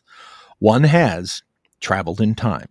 That is, your Ka has interfaced with the past, an information file, and downloaded into it. Now that one is in the program in the past, one can move about it at will, just as one can scan the contents of a Magic Eye 3D picture. In that program, you will experience that time as present and physically real to you. That time is present and physically real to you in every sense of ordinary reality. Likewise, people of that time will be able to see and touch you because your Ka will be part of their program. As to changing the past, this is a complicated subject. Briefly, I think time is not a Newtonian billiard ball causality resulting in heat, death, entropy. Rather, time is a self-organized, topologically self-correcting system with a purpose and consciousness. Some things may be able to be changed, some not. I think there are multiple timelines, and time travel can create new timelines, new to our awareness. Returning to the present could be accomplished with mnemonics, as in somewhere in time. Also, the telechron could be designed to turn off automatically after a certain interval, perhaps inducing a return to the present. Oh, and now we come to it, and I want to share this. This is in the letter. Your dreams and the Chrissy Hynde song are obviously connected to my ideas above. The power of this machine, if workable, is unimaginable. What that last bit refers to was before the third letter was sent, after the second one was sent. Now, if you recall, in that first letter, folks, you remember the rotation symbols, the circles with the triangles in them. Those were in the first letter. After the second letter, I had a dream one night, and in the dream, I was in an old building. In this case, it was the Smiley Library here in Redlands, what I perceived to be the Smiley Library in Redlands. By the way, built by twins, which is thematic here. In that dream, I was standing. It's one of those buildings where there's and the hallway, the corridors are on the outer perimeter, just inside. It's inside the building, but it's the outer perimeter of the space. And where two came together, there was the corner, and in that corner was an alcove. And in the dream, I'm standing in that alcove, and there's a line of people moving past me, coming from the corridor, walking past me, and continuing on down after their turn. And these people are dressed probably sometime between 1900 and 1920, earlier than 1920s, though. And they don't see me. However, there are two women, twins, older ladies, very elegant. They had a beauty about them. And they are as they pass by me, one of them turns and looks at me and smiles and nods as they all continue past me. That's the dream. Two identical twin ladies. The next day, I'm awake. I'm driving to I'm going to the grocery store, my Trader Joe's. And because of all the weird stuff that's gone on in my life up to this point, weird phenomena and stuff, as I'm driving, a song comes on the radio. You 80s folks will remember Tears for Fears, Shout. And I had turned on the radio on my way, mid-drive, and when I turned it on, there was the chorus, shout, shout, let it all, I'm talking to you, come on, I'm talking to you. That was the lyric, if you know the song. I'm talking to you. So, I'm thinking, okay, for some reason, and I listen to the song, and I drive to the store, and then I walk in, and I'm doing my shopping, and of course, Joe's plays music. And over the PA was the song by the Pretenders, Don't Get Me Wrong. A happy, jaunty little good energy. And I don't know why, but I felt elation. I was giddy. I mean, if people paid too much attention to me, they would have thought I was nuts. I mean, I was giddy with joy. It was like something was coming through. I was understanding something. And what I thought immediately was the dream. When I woke up, I thought, okay, in the dream, these ladies, I thought this is a message from Hecate. You guys know me with the Hecate Association. But there were twins. Why were there two? So I do my shopping. I go home and I'm like, okay, I've got to look at this song. I've got to look at the lyrics. I got to look at the video. So the first thing I do is I get home, I get on the computer, and I pull up the video. And the video uses footage from the old series, the Avengers, the British spy series. So first of all, there it is, a theme that's in the past of my own life, right? Because I was an intelligence guy. So I'm watching this, and at one point, Chrissy Hine plays the agent who's trying to meet up, with Mr. Steed and keeps missing him, and she goes to this nightclub, and folks, in 3 shots, go look at the video. 3 shots, boom, boom, boom. She pulls up. The camera's here. The car pulls in this way, and beyond her, you see the entrance to the nightclub, and you see the neon sign. And in this shot that she pulls up, in the neon sign itself, right there, prominent, is a circle with a triangle. Boom, it cuts to the next shot. Okay. And it's her looking down at her notebook of instructions. And on the notebook of instruction is a circle with a triangle. That's 2. Circle with triangle, circle with triangle. Boom. Next shot. Front shot of the car as she's getting out. The valet is putting a parking card under her windshield wiper. And on that card is a circle with a triangle. Boom, boom, boom. Circle with triangle, circle with triangle, circle with triangle.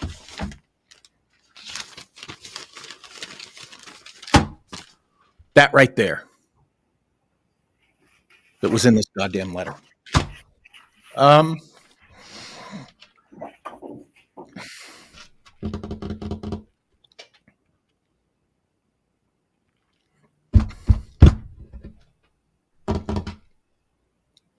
In the lyrics,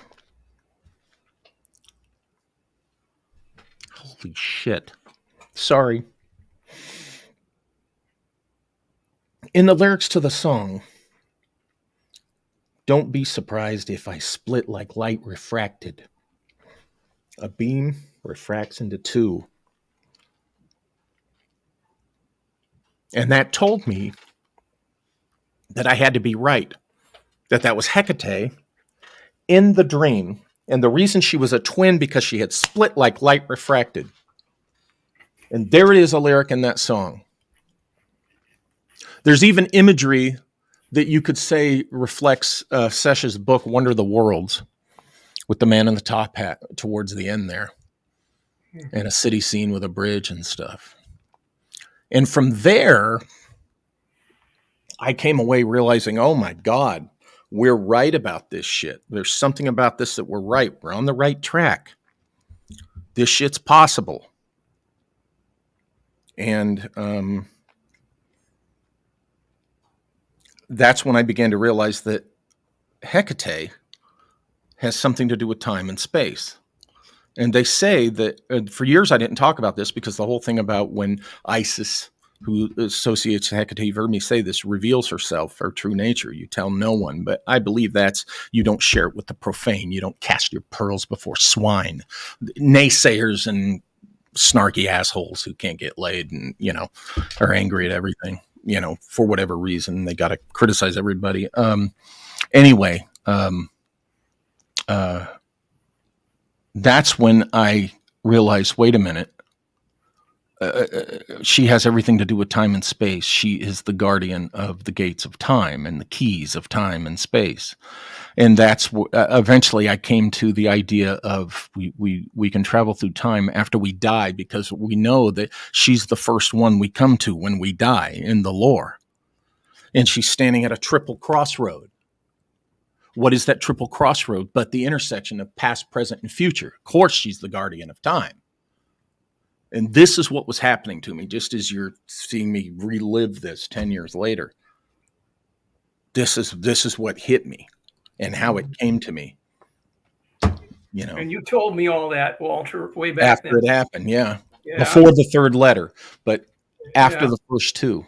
And this is what's important. After the first two, you had already done this. We had not talked about that video with this shape. Mm-hmm. What the hell? So, folks, sorry, but that just shares with you the intensity of what we were going through when these revelations were coming. But anyway, go ahead. We both were going through very intense times then. And for me, there are some things, I don't think I'm going to be talking about them, Walter. They'll come take me away. But I had a series of paranormal experiences, I'll call them, during that time. And it certainly played into the intensity of looking into all these ideas. Those two women, it's also evocative of the nature of the astral body, the double, the ka. Yes. Oh, and remember, I said the library, that I said this was built by two twins, the Smiley twins. Yes, it was a library, and that's what the Akashic records are, a library. I want to read another passage from this book about T. Townsend Brown. Okay. Because, in Somewhere in Time, Richard Collier asks Dr. Finney, is time travel possible? That's one of the big things there at one point in the book. In the movie, Professor Finney's book it might be titled, is time travel possible? Something like that. Or it might be a chapter in the book or something. I think that's a chapter in the book. Gosh, I can't remember the title of in the movie. About Time or something. Watch the movie. Yeah, folks, definitely watch the movie after this and read the book. But he asks Professor Finney, is time travel possible? And then Professor Finney gives him his experience that he actually traveled in time, which is very similar to what's in Time and Again that Jack Finney wrote. In this project, there were several people doing it. And up to the moment that Simon Morley becomes involved with it, only 3 or 4 people have actually traveled in time, and they've only just for a moment been there. They know they were in the past. They could hear the sound, smell, see. They were really in the past. And so what I think is that this was actually accomplished back in the mid 40s during World War II. A handful of people were doing this. This was the beginning of what later became the remote viewing project in the late 60s, or the remote viewing splintered off from it. Yeah, I agree. Something like that. And so it was that this was real. They actually were traveling in time a little bit, but it was very difficult because they were just using their minds, unaided by any kind They of. were definitely looking through time. That's for They sure. were looking Seeing through time. Yeah. So Well, let me throw out one thing too. yeah, The character in the book, Jack Finney book, time and again, is named Simon Morley, and he goes by Cy. Okay. yeah, Well, take it's SI, which is kind of an allusion to Psi with the PSI, right? It's yes, clever, it part is. unfinished part. Yeah. But here's an interesting thing. You take the I of Psi and make it Y, Cy Morley, and you may have a reference to Sylvanus Morley, who in the early 20th century was an agent, a deep undercover agent of the Office of Naval Intelligence. Oh my And God.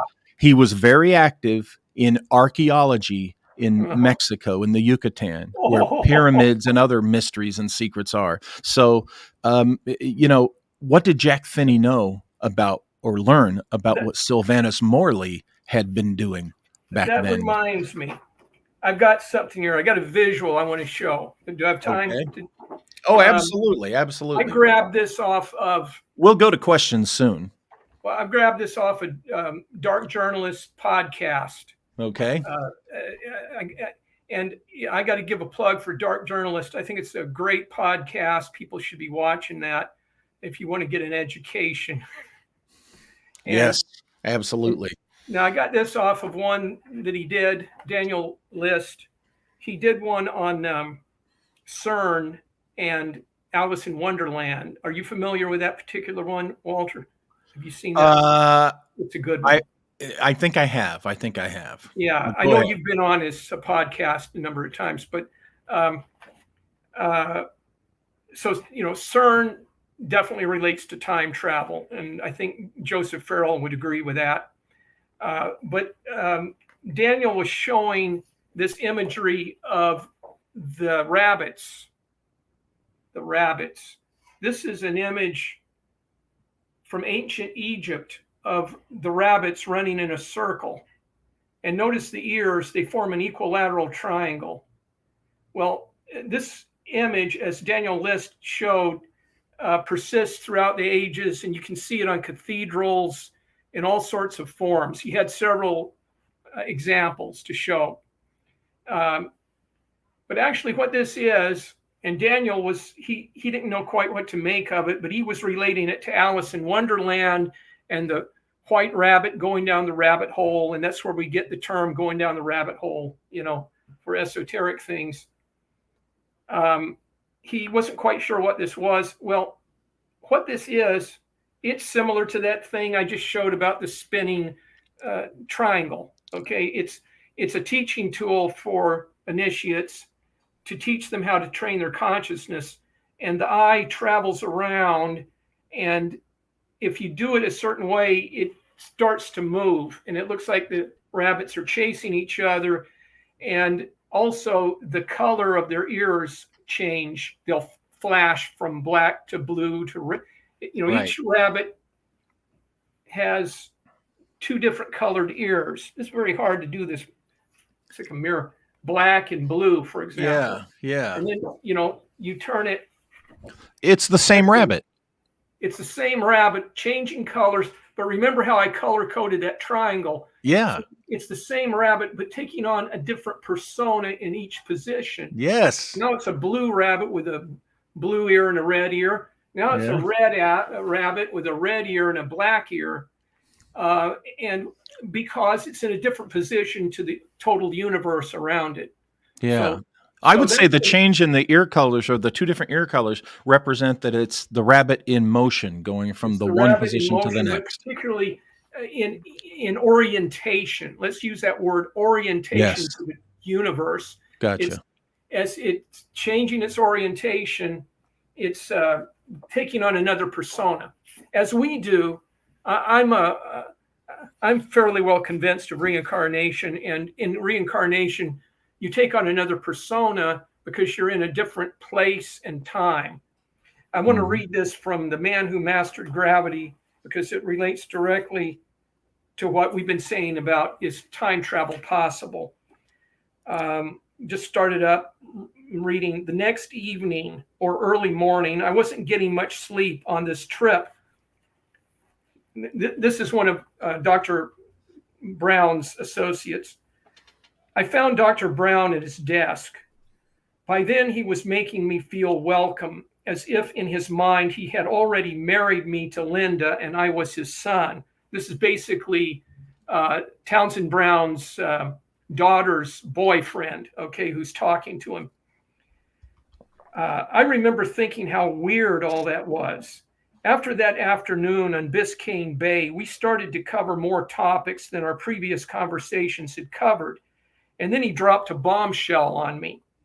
He said, if it turned out that it would be possible to travel in time, what would you choose to do? I'd go back and save my little sister. He nodded. And after a bit of a pause, he said, but if there are some natural rules against that, then what would you do? All I could think to say was, I'd help whoever I would be allowed to help and enjoy the adventure. Dr. Brown just smiled. I finally asked him, is time travel possible? And he very simply answered, yes. I believe it is possible in your lifetime. Suddenly, I was compelled to say, I want to do that. Is there a list? I was half kidding, but only half. He was not kidding at all. You will be on that list if you want to be, he said. And when I looked him in the eye, I realized he was dead serious. That was a life-changing moment. After that, there is no going home again. Yeah. That is where we were at, Sesh, Yes, by 2014. yes.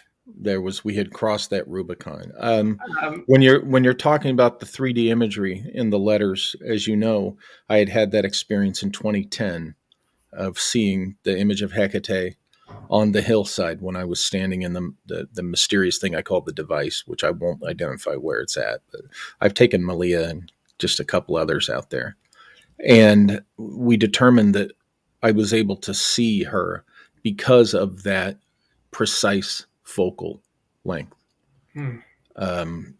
thing. And that was the crossing of a Rubicon for me. I remember after that is when I stopped giving a crap what Dunning-Kruger know-it-all naysayer a-holes, um, say the materialists who I Yeah. have little to no use for. Since then in particular, but 2014, I think you and I crossed a threshold with these revelations and the Mm-hmm. experiences leading up to them where, don't tell us there's nothing to this stuff because we've already seen too much to Yeah, say I've that there seen is. too much. And Yeah. as I've said on this program a number of times, I know for a fact that time travel is real. I'm not going to tell anybody, at least not right now, how I Right. know that, but I know it's real. And, just living is time travel. You're traveling in time just by living.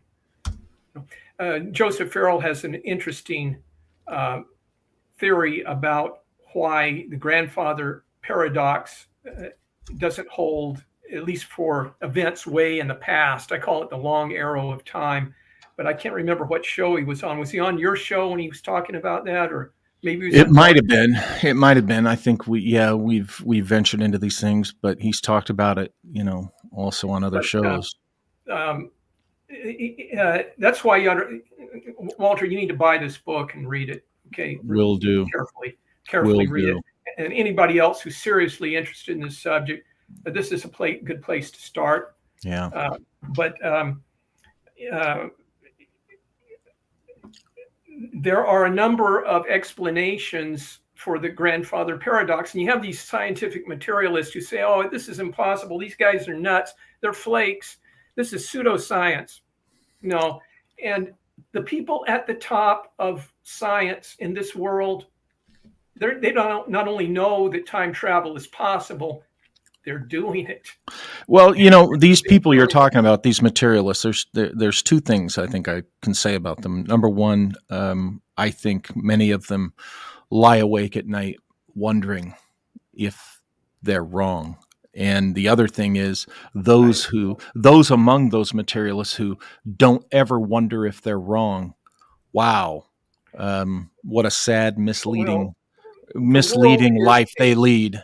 The world itself, over 7 billion souls on this planet, almost all of them are asleep and in a state of hypnosis, and they have no doubts. Most people have their belief system, and they don't question anything. And you can't talk to them either. You can't even bring up the least bit of evidence for any position. People today are incapable of analytical thought.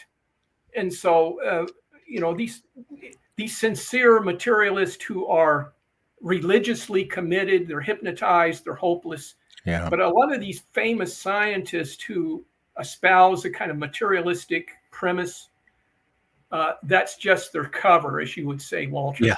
It's just a cover. Yeah. Well, hey, let's go to some questions for say 10 or 15 minutes, because we've been up almost 2 hours, and wow. This is an exhausting topic, to be sure. It is. So, folks, any questions or comments? We're now opening from the live chat. Remember, the strict rule is, if you're new here, you have to understand this. The strict rule is, if you want your comment acknowledged or your question answered, then it must be in all caps. Why do I do that? Because there's lots of side conversations that go on in a live chat, and I need to know that you're talking to us. So as Johnny Side or Wrench says, questions in all caps, comments also in all caps. Oh, and also very important, stay on topic. Please do not ask, and please don't ask when another guest is going to be on. I personally find that to be kind of rude. Send that message to me in another way. So here we go. Ari Bavel, people have no capacity for rational thought, no child left behind, aftermath. Good point. Good point. Sad, but true. Yeah. So, here's another one. Demand, is The Wizard of Oz about time travel? Dorothy spinning in the tornado, is it related? I think that's a worthy question. What do you think, Sesh? I'd say specifically, I wouldn't call it time travel. She's entered into another dimension, a parallel dimension. Mm-hmm. But parallel dimensions are directly related to time travel. And, I mentioned that on the last appearance I made here, the tornado is a torsion field. It's an electromagnetic torsion field. And so it produces anti-gravity effects and interdimensional effects, just like the Philadelphia experiment did. Mm-hmm. Oh, by the way, I just want to say, Paul Shackskin's book doesn't say a word about the Philadelphia experiment. That's okay. That's okay, because T. Townsend Brown really wasn't directly involved in the Philadelphia experiment, but he was in the aftermath of those births. I believe he was involved in that. And I do believe he was involved in it a little bit when he was working for the Bureau of Mines shortly before he resigned from the Navy in 1942. But yes, The Wizard of Oz, L. Frank Baum was a theosophist. He had all kinds of secret knowledge, and he incorporated that into his books. And, Sesh, you just made a connecting note to today's previous live stream in which Yeah. Melissa Tiddlin and I revealed our personal research into Butch Cassidy being a government agent. And at one point, part of the argument is that he was in the Navy, and he was at one point identified as a mining agent for a mining company. So there's the Oh. Navy, there's mines, and then intelligence agent, and there you have T. Townsend Brown and all of that. So that's an interesting And there's an connection. awful lot you could say about the mining too. Yeah, exactly. Another time. Steve BBB says, look up Brian May of Queen and stereoscopy. Sesh, are you familiar? You're of course, familiar with the rock group Queen, right? They've been Yeah. around for decades. And Brian May, I think he's their lead guitarist or bassist. I apologize if I don't get that right. Are you aware that he, I believe he's a physicist? No, I'm not. A lot of He, those guys are real intellects. yeah. In those rock groups. Some of them have Frank Zappa, PhDs. for one, was Yeah. okay. Here we have a question for you, Rodney Stubbart. Hi, Sesh. Is there any truth to the Andrew Basiago story? Oh. I, for one, think it's complete bullshit. But go ahead. I don't know anything about it. Could you? Andrew Basiago claims that he was involved with time jumping and portals. It's all in that Corey Good, all that stuff. If it's Corey Good, it's no good. Well, he's not directly connected to Corey Good, but he came out of that same period and saying much of the same things. And it's, I think that was to muddy the waters on the discussion. Yeah, it's really hard to say with any individual case. I'd have to look at the details of it. There's telltale evidence to be able to determine if something is really going on. There was a guy named John Teeter. Remember him? Oh God, yeah, the Teeter thing on Art Bell. And I always thought that was fake as it could be, but that was also before I really became convinced time travel was possible. But that was back in the Art Bell days. And I've said it here. I've said it to you. My mentor back in the 90s, when I asked him the question that Richard Collier asked the professor in Somewhere in Time. Yeah. And he said, come on, let's go for a ride. And we got in his car and we went driving out from his house out into the countryside where there was no one around.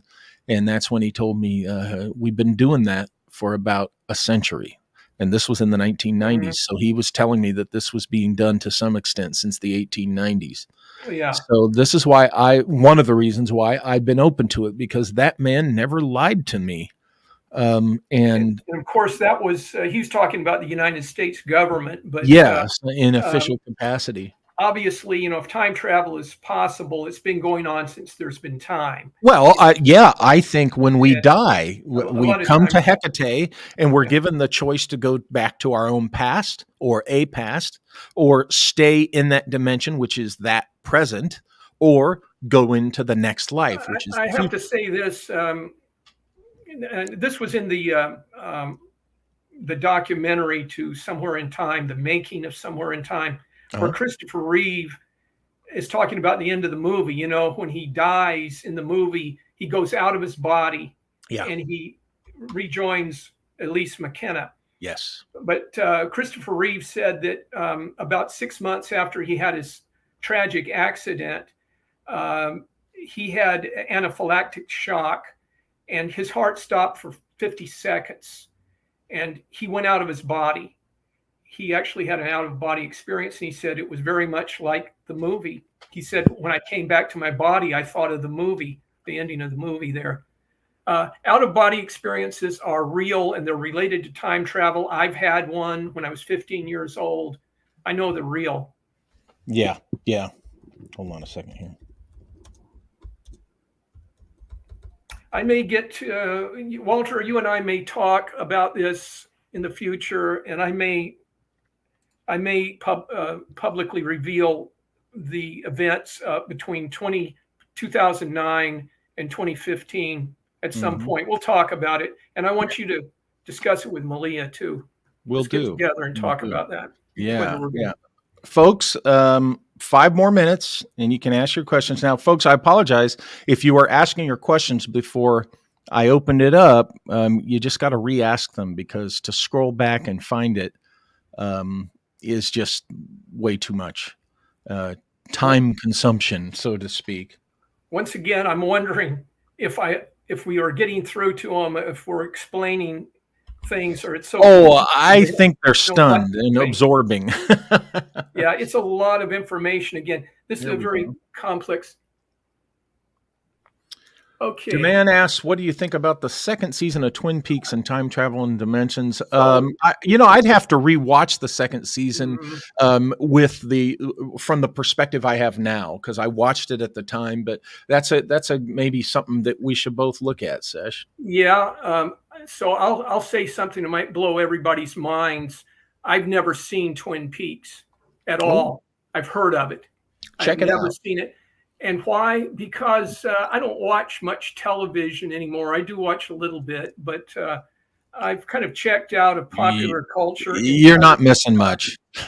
you know, and You're not missing much, with the exception of the first season and only the first season of True Detective, and maybe a couple other things I yeah, could I recommend. saw the first season of True Detective, which was very good.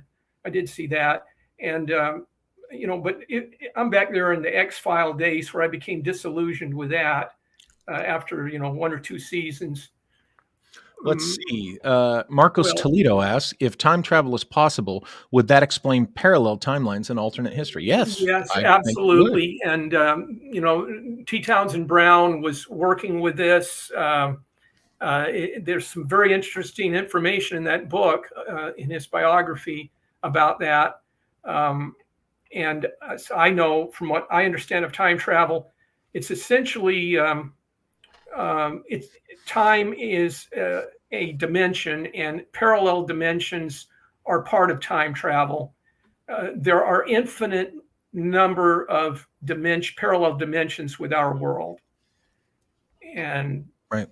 yeah, they're I'll tell you, when times have been tough for me since 2003, November of 2003, I have often seriously wondered if that night in Iraq in that alley, if if I hadn't jumped right at the right moment um, before being shot to death by the 9 guys surrounding us with AKs onto this other timeline, and there's something askew.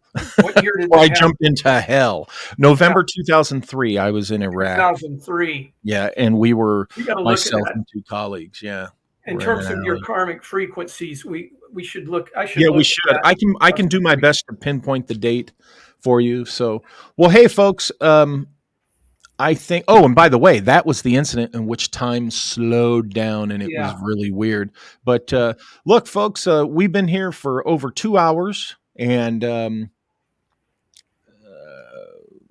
I think that's probably it for the night. I have to tell you right now, over 2 hours, and I am intensely distracted by the aroma coming from the kitchen, as Malia has got something in the oven that is completely aimed at distracting me because it smells so amazing. So Aren't you lucky? I think it's time for us to bring this one to a closed session, maybe agree to come back and continue with this discussion. Yeah. Sometime. Let's do it. It's Well, complex. I thank you so much for taking the time to do this. Tell Dennis there at the video lab that we greatly appreciate his assistance and Okay. allowing you to take the time there So do I. at his location. And if he's interested in any of the books, let me know and I'll send him one. Okay. And I want to thank all the people in the live chat for being here and all the great questions and all you people watching, because we had a really big turnout, good turnout. And I know we have some new folks here that are new to the Walter Bosley channel. And so come back and go back through the list of videos and watch all the previous discussions with SESH HERI. You can find his books. I think there's a couple of them at walterbosley.com, right, Malia? Wonder of the Worlds. LostContinentLibrary.com, right? Yes, sorry. LostContinentLibrary.com. You can find Wonder of the Worlds. And is Handprint of Atlas there too, I think? Yeah. Yeah. They're on Lulu. And they're on lulu.com, Lulu.com. And there's more there's going to be lots more SESH HERI, and you need to start with this hardcover edition of Wonder of the Worlds, folks. The first hardcover edition from my label. And also read Handprint of Atlas. That's his nonfiction book. So, SESH, thank you again so much. Thank you, Walter. And we will talk this weekend, and we'll figure out, we'll set a time when we're going to return and continue this discussion. Very good. Have a good evening. All righty, you too. Thanks. Okay, folks, I want to thank all of you again for joining us. This was a real important show to SESH and myself. We deliberated for a long time over whether we should share the contents of these letters, and maybe it won't seem like much to you now that you hear them and see us discuss them, but I think most of you see, and this was 10 years ago, folks. So imagine where we've taken this in the last decade. So anyway, I'm going to get off here. Thank you. And we'll see you Saturday with California and Todd Wood and Serpent in the Rainbow. So you guys have a good night, and thank you again all for being here.